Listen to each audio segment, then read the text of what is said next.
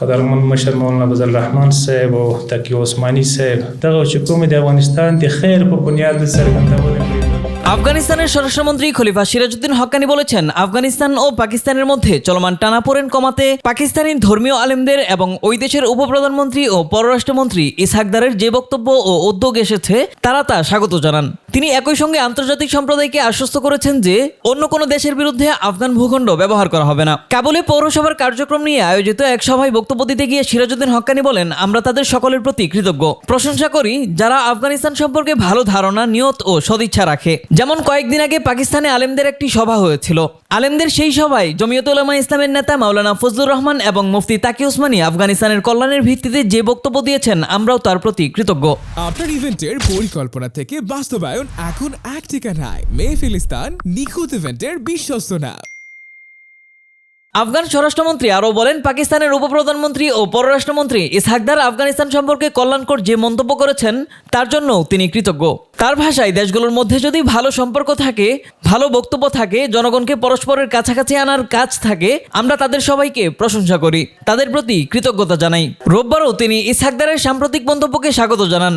ওই মন্তব্যে কাবুলে ধর্মীয় আলেমদের এক সমাবেশের বক্তব্যের প্রশংসা করা হয়, যেখানে অন্য দেশের বিরুদ্ধে আফগান ভূখণ্ড ব্যবহার না করার উপর জোর দেওয়া হয়েছিল।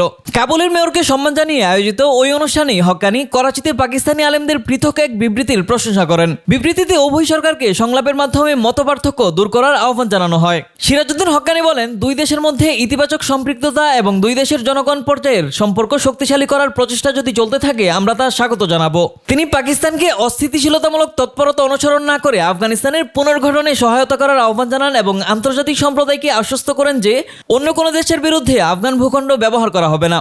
গত 22 ডিসেম্বর করাচিতে জমিয়তুল উলামা ইসলামের সভাপতি মাওলানা ফজলুর রহমানের নেতৃত্বে সকল মাসলাকের আলেমদের পরামর্শ সভা শীর্ষক বৈঠকে পাকিস্তানের আলেমরা আফগানিস্তানে তালেবান সরকার ও পাকিস্তানের চলমান টানাপোড়েন নিয়ে উদ্বেগ প্রকাশ করেন। তারা বলেন, এই অবস্থা দুই দেশের কারোর জন্যই লাভজনক নয়। আলেমরা উভয় পক্ষকে অনুরোধ করেন সমস্যা যেন কথাবার্তার মাধ্যমে সমাধান করা হয় এবং একটি ইতিবাচক ও বাস্তবায়নযোগ্য সমাধান বের করা হয়, যাতে বাণিজ্যের পাশাপাশি দুই দেশের মধ্যে যাতায়াত ও সম্পর্ক আবার স্বাভাবিক হয়ে আসে। একই বৈঠকের যৌথ ঘোষণায় পাকিস্তানের আলেমরা আফগানিস্তানের তালেবান সরকারের কাছে দাবি করেন, পাকিস্তানের বিরুদ্ধে আফগান ভূখণ্ড ব্যবহার করতে যেন কাউকে সুযোগ দেওয়া না হয়।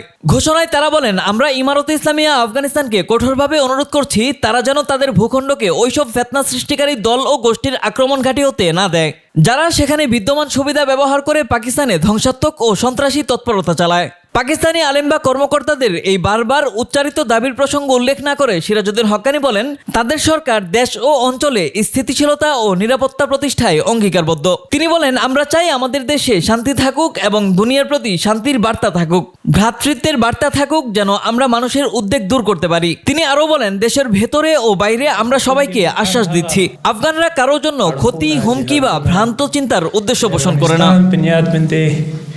ښه ګمان لري، ښه اراده لري.